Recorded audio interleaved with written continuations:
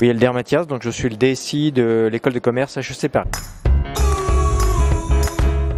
Non. C'est-à-dire que sur beaucoup de fonctions que nous avons informatisées jusqu'à maintenant, ou digitalisées on va dire, eh bien on avait une double compétence à la fois sur, j'allais dire, la technologie et à la fois sur les métiers. On avait des gens qui savaient faire un petit peu de finance et de l'informatique, des gens qui savaient faire un petit peu de RH et de l'informatique et qui en même temps connaissaient les outils dédiés à ces métiers. Ça pouvait être un ERP, ça pouvait être des outils dédiés paye. Là, c'est un petit peu nouveau parce qu'en fait, on a encore un petit peu de mal à trouver des gens qui aient à la fois des compétences sur ce qui est de notre cœur de métier, donc à savoir la pédagogie, et les outils qui sont nouveaux autour de la pédagogie. Ça va être des boîtiers de vote en ligne, ça va être, j'évoquais tout à l'heure, ça va être des systèmes de projection on the air, donc sur le réseau Wi-Fi. Ça va être des outils d'interactivité pour les professeurs. Ça va être les MOOC, d'accord? Et là, c'est vrai que malheureusement, nous ne sommes pas encore bien dimensionnés ou suffisamment équipés en termes de ressources et surtout en termes de compétences. Donc, on y travaille doucement. Alors, c'est aussi parce que c'est nouveau et puis c'est aussi parce que le marché n'est pas forcément toujours mature. Et si on évoquait l'alignement avec votre direction générale? Alors là, on est un peu meilleur, d'accord. Voilà, donc depuis quelques années, eh bien, on a des schémas directeurs. On a un schéma directeur, pardon, pas un schéma directeur hein, qui est en place. Le schéma directeur a l'occasion de se poser, de se réaligner justement et de faire en sorte que nos projets, nos orientations correspondent à ce qu'attend la direction. Et puis, en parallèle de ce schéma directeur, eh bien, il y a des instances qui permettent d'assurer la gouvernance et de vérifier que nous sommes toujours alignés sur ce que nous avions prévu, ce que souhaite la direction et ce que l'on fait. Et puis après, ça n'empêche pas que de temps à autre, il y ait des rajustements. Et justement, c'est lors de ces comités que la direction dit ça vous arrêtez et puis on va passer à autre chose parce qu'il y a quelque chose de nouveau qui apparaît. Et il est révolu le temps où on faisait des schémas directeurs à 5 ans. D'accord, on fait plutôt des schémas directeurs à 3 ans et même durant ces 3 ans, on est souvent amené à être réorienté. Voilà, okay. Donc ça veut dire qu'on est plutôt bien aligné avec, enfin c'est peut-être un peu prétentieux de le dire, mais on fait tout pour être bien aligné avec la volonté de la direction. Et avec les métiers? Avec les métiers, là,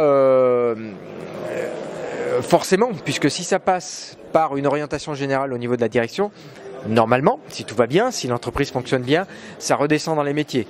Ceci dit, avec les métiers, on a par ailleurs des comités métiers. Par exemple, on a un comité scolarité. La scolarité fait partie de notre cœur d'activité. On a un comité scolarité qui réunit les services scolarité des différentes business units chez nous et sur lesquels on évoque l'évolution des briques systèmes d'information qui peuvent les concerner, des dossiers d'inscription en ligne, des systèmes d'évaluation de cours, voilà, ou autres. Est-ce que vous pensez disposer du moyen budgétaire de mener cette politique? Alors c'est toujours, je pourrais faire comme tout le monde, faire mon Calimero et dire non, il n'y a pas suffisamment de moyens, pas suffisamment de compétences. Non, on arrive à avoir les budgets. C'est-à-dire qu'à partir du moment où on arrive à faire en sorte, c'est ce qu'on évoquait tout à l'heure, d'être aligné sur la stratégie de la direction. Si on est aligné sur la stratégie de la direction et que donc on propose des projets voulus par la direction, et bien derrière, les budgets suivent. Il ne faut pas non plus incriminer à chaque fois, mais en général, les budgets suivent. Là, on a des difficultés, c'est dans le fait que, de temps à autre, on se doit aussi d'être un petit peu leader, d'être un petit peu précurseur, de faire un peu d'innovation. Et là, on a un peu plus de difficultés. C'est-à-dire que quand on va dire à notre patron, ça serait bien qu'on commence à investir tel ou tel sujet qui pourrait être intéressant à terme, et puis pour pouvoir être prêt, parce que nos concurrents peut-être avancent là-dessus, là, on a un petit peu de difficulté. C'est-à-dire que tant que ce n'est pas ancré dans la stratégie, c'est un peu plus difficile d'obtenir les budgets, mais bon, on y arrive. Et terminons avec la technologie. La technologie, bon, c'est un gros mot, d'accord. D'abord, moi je considère depuis très longtemps que c'est un gros mot et forcément elle est là parce qu'on doit être capable à un moment donné de faire un peu de veille, comme je disais tout à l'heure, et de savoir un peu ce qui se fait. Ça pourrait être en termes de réseau, en termes de localisation, en termes de mobilité, d'accord, parce qu'on a aussi notre rôle de conseil, à apporter, mais j'essaye toujours quand il y a une technologie, ce qui se passe derrière, c'est des usages. Donc ce qui m'intéresse quand je fais de la veille, c'est de savoir quels nouveaux usages on va introduire. Et ces nouveaux usages, notre rôle, c'est de le proposer au métier, à la direction, de dire voilà, on a vu un usage qui pourrait faire sens.